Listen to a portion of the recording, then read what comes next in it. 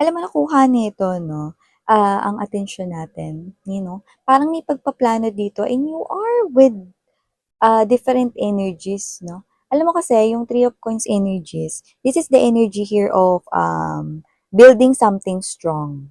So there could be something here that you're building, but we're gonna find out what is that all about. But this is something here refreshing, no? Pansinin mo yung window or kung bintana man ito or pintuan yan, looks like meron ditong another door na mag-o-open for you guys this year 2025 and you will be surrounded, no, with genuine people or totoong mga tao, no, na magiging totoo sa inyo. So, wow. Let us see. So, ang taray, no, Happy New Year, everyone. No, syempre, mamaya lang, di ba? 12 midnight, New Year na. Di ba? So, alamin natin, no, pero napaka-positive ng ating nasisense dito, no, sa inyong reading. Kaya naman, i-claim na natin agad yung energy na yan, no, kasi positive na agad yan, di ba? I-embodies natin yung positive aura, no, tapos salubungin natin yung year 2025 na positive syempre. So yeah, let's go ahead and check these messages here for you guys. Let's go.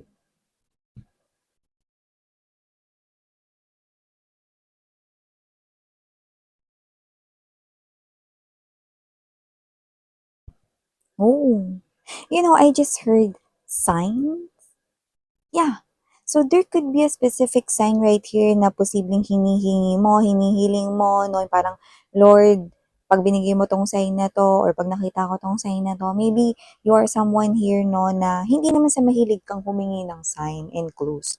Pero possible na meron kang hinihingi na sign, no, para lang ma-confirm mo, no, or masigurado mo rito, no, na itong bagay na to, no, is nagkakaintindihan kayo ni God, no, or ni universe right here, no, patungkol sa pwedeng wish mo with the star right here, present kasi. So, pwede may kinalaman sa pangarap mo, plano mo, no? At mga goals mo, ganun, no? So, let us see kung ano ba yun. We have here, oh, the tornado messages right here with the Eight of Wands energy. Okay, great, no? So, we also, yeah, wow.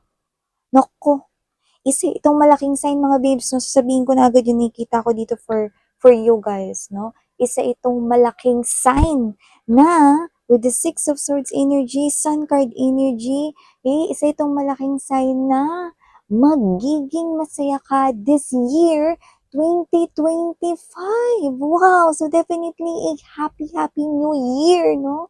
So happy new year in advance talaga sa inyo mga babes, no? Ang bongga nito, no? Alam nyo, sinukuha ko rito, yung saya na to yung iba. Hindi to yung saya na ngumiti ka lang tapos nakapanood ka ng nakakatawa. Hindi no? Pwedeng sa mga previous years, oo, ngumingiti ka, tumatawa ka, no? Pero yung happiness na fulfilled ka talaga, yung overwhelmed talaga yung spirit mo, tsaka soul mo, parang hindi mo yan naranasan, no? 2023 and iba pang mga backwards na taon. But year 2025, wow! You're moving towards the sun. Do you know what that means? Because if you're gonna look at the meaning, deeper meaning of this, you're gonna experience something that you've never experienced before. And it's napaka saya nung magiging mararamdaman mo at pagdadaanan mo this year 2025. Wow! Yung totoong-totoong masaya ka talaga. Yung walang fake na talagang masaya ka, no? Wow! So definitely, ang ganda, no? Pero ilatag muna natin lahat para makuha pa tayong iba pa dito. Moon card energy right at the heart or center of this reading is an indication that you do not know, okay, na magiging super happy ka this year 2025. Pero sinabi ko na because yun yung role ko dito as your medium sweetheart, no? And wow, see? Wow! Four of Swords energy, Three of Coins in the Ten of Cups energy. So, hi and hello everyone! Hi new viewers! Hi sa mga returning kong subscribers! Ako si Yan, new viewers, yan no? And sa lahat Happy New Year in advance! Ayan mga babes, ready na ba kayo to celebrate at salubungin ang New Year mamaya, no? 12 midnight, no? So, ang wish ko for all of us, no, is talagang lahat tayo ma-receive natin tong great happiness na to, no? And everybody I know, deserve nyo yun at alam ko, no, na kayo ito, no, na gustong-gusto nyo rin yan na mangyari sa inyong life at ma-experience, no? Iba, this is first time ninyong ma-experience yung talagang sobrang happy kayo and fulfilled, yun, no? So, bongga! So, yun mga bis, pa natin to simulan na pag-usapan more. Wala tayong gender dito, no? Babae, lalaki, LGBT, lahat welcome. Pwede nyo rin pong i-switch or pagpalit-palitin yung roles kung gusto ninyo. And at the end of the day, palagi po kayong may free will na free nyo pong gamitin anytime, anywhere. So, yun nga mga babes, no? With the High Priestess energy, star card right here, no? Eight of Wands, yung hinihiling ninyo na sign or mga signs kay God, kay universe, ay makikita ninyo clearly, vividly, using your visible eyes. Yung paningin ninyo, mawi-witness nyo yun, no? So, this is something here that's great kasi, mga babes, no? Hindi lahat ng mga signs and clues ay nakikita, no? Nakikita lang ito ng mga tao at may pusong may pagtitiwala, no, sa kanila ritong mga hinihiling sa kanilang puso. And you are one of them. High Priestess energy, this is you. Nagtitiwala ka kay universe na naririnig ka niya, napapakinggan niya lahat ng mga sinasabi mo, kinikwento mo, at higit sa lahat, yung hinihiling ng puso mo, yung hinihiling mo, no, dito, okay, na wish or um, desire. So nakikita ko dito na ipagkakaloob ni universe with the Eight of Wands right here, no, ang anuman na sign and clue, no, na hinihiling mo, no. Yes, you've got it right. Ipagkakaloob yan sa iyo, ipakikita yung sign na yan sa inyo dahil isa yung indikasyon na tutuparin nila yan this year 2025. No, claim it na agad mga babes and that's already confirmed. Okay? So kung ano man yan, lumalabas dito that you are moving towards the sun, so ibig sabihin, yung pinakahihiling mo na yan, na hinihingan mo ng sign and clues, ay isa sa pinakamalaking wish mo na alam mo na pag natupad, ay magiging super happy kayo. So, yun yung nakikita natin dito. So, beautiful energy right here, no? So, nakikita ko dito that with the Two of Swords energy, even your eyes, no, ay nakasarado. Even there are other things going on around you guys, no? This is you remain sa pagtitiwala kay universe dito, no? So, I'm seeing you celebrating with your friends, with your families, with your coworkers, with the genuine people around you, with your soul tribe right here, with your community, because all of this, yeah, ay mangyayari sa inyo. This is the fulfillment, the wish fulfillment of your biggest desire, of your biggest dream, of your biggest goal, and of your biggest wish. Wow. At kahit na ano pang hilingin mo dito, you're gonna see that. Sign, pag nakakita ko ng ganitong color ng butterfly, Lord, meaning to say, tutuparin mo yung pangarap ko na mangyari this year 2025, and you're gonna see that butterfly.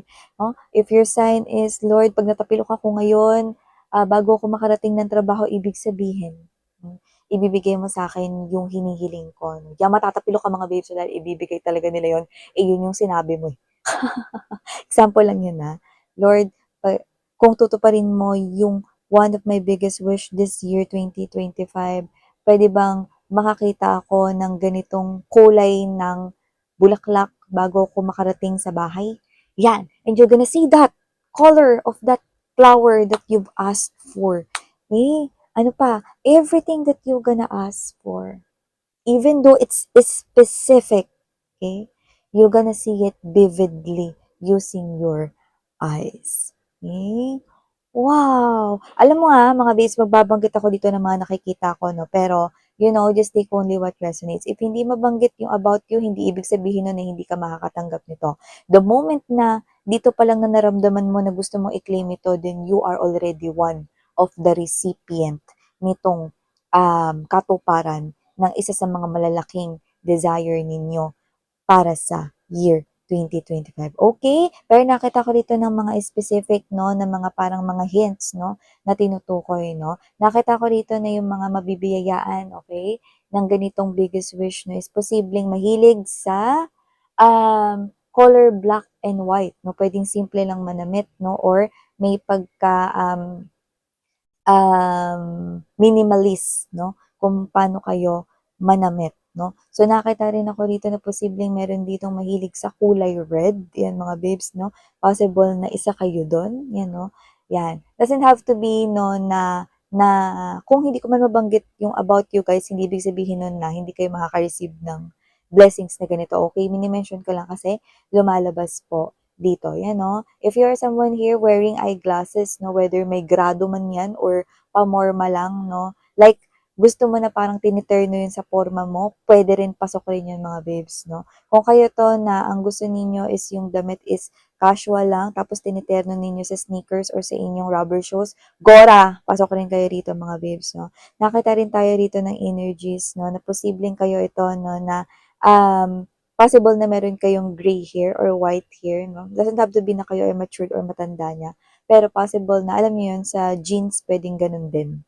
Okay? Kaya just take only what resonates. And also, no, possible na para rin to sa inyo, no, kung kayo ito na parang kayo yung nag-organize kapag may plano at lakad ng mga kaibigan, kayo yung parang pinaka nag-aasikaso, kayo yung pinaka on the go, kayo yung pinaka parang present dito, yan, no. At nakikita ko rin dito mga babes, no, kung sino-sino man yung mga makaka-resonate dito, no. Ito yung mga possible na signs and clues for you guys. Yan, no. And also, no, possible rin, no, na kung kayo to na parang naglilinis naman, pero parang tamad maglinis pag inuutusan, pasok din kayo dito. Talaga miss yan. Yung parang 'pag gusto niyo maglinis, talagang linis talaga kayo, eh, 'no? Pero 'pag inutusan kayong maglinis, 'no, dun parang, mamaya na nga lang." Yan. Yan, 'no? Yan ay posible na isa sa mga clues na kayo yung tinutukoy dito. Yun, 'no? Pero siyempre, lumabas lang naman yan kasi nag-stand out dito. Pero hindi ibig sabihin na porket, "Ay, hindi ako yun, miss yan, eh," 'no? Hindi porket gano'n, hindi na para sa inyo, okey? So, nakikita ko marami-rami ito, 'no. Actually, parang kumbaga sa order, bultuhan ito, yun. So, nakita ko rito, 'no, na, um, meron din dito sa inyong year 2025, 'no, makakuha rin kayo ng sign and clues rito na tapos na yung abandonment issues ninyo. Anong ibig ko sabihin, miss, yan? Year 2025, 'pag nagsimula na yon, wala ng mga energies na naka-resonate dito ang aabandonahin, iiwanan, at papaasahin, at hindi na rin kayo makaka-encounter ng mga pa-fall kung kayo man ay singles. Wow! 'Di ba? So, dun pa lang 'no, deserve na natin yung applause at palakpakan dun, 'di ba?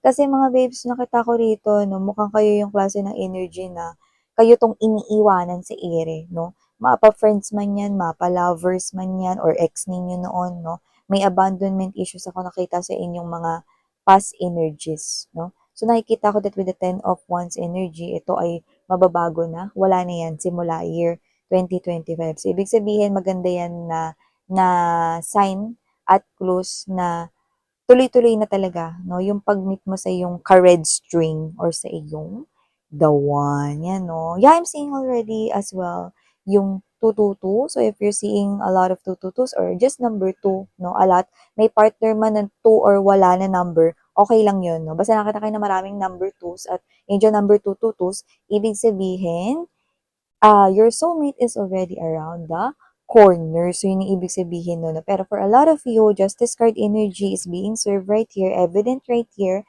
Yan, no, 11, nakita ninyo, mga babes, no? 11, you're on the right path, no, in having a more balanced life this year, 2025. So, this is already a very good news, great news for you guys with the star card energy. Sabi ko nga sa inyo, ano man yung largest or pinakamalaki or huge na inyo rito na parang wish na alam mo sa sarili mo na pag nangyari yon magiging super happy ka, then yun. Yun yung matutupad, yun yung ibibigay sa inyo this year 2025. No? Alam niyo lumabas dito that with this Four of Swords energy, Three of Pentacles right here, Ten of Cups, yung mga tema ng inyong mga past years, 2024 backwards, so 2024, 2023, pabalik, no? Ang tema nun is all about you, yourself, your family, and the community and surroundings mo. Okay? But for the year 2025, it's something different, no? Hindi na yon. Okay? Ang tema ng year 2025 mo is all about love area and career. So dito, may magkakaroon ritong maraming changes, no, and build-ups sa inyo ritong relationships, no, whether you are connecting here with someone special, may boyfriend, girlfriend, may asawa kayo dito, this is all about you and your love life, magkakaroon ng strong structure, at ganun din sa inyong career. So, ang tema ng inyong year 2025 ay love and career. Yan, no? So, mabibuild yun, no? Minsan, pasok ba dyan yung business kasi wala akong career eh, wala akong job eh. O, pasok yun. Yung way of earning a living mo, yun, no? So, your team for the year 2025, no, I repeat, is all about love life and career. Ibig sabihin, mga malalaking changes sa inyong love life and career. So, yeah, these are all the messages we've got right here for you, sweethearts. Talaga namang Happy New Year, no, ito for you. Kaya naman ako hinihintay ninyo.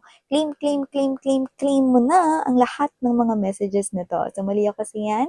Sasabi ng Happy New Year, everyone, and thank you so much dahil isang taon na naman yung sama-sama pa rin tayo. Thank you sa walang sawang pagtambay mga babes. So, sarang heyo, love and light. Annyeong!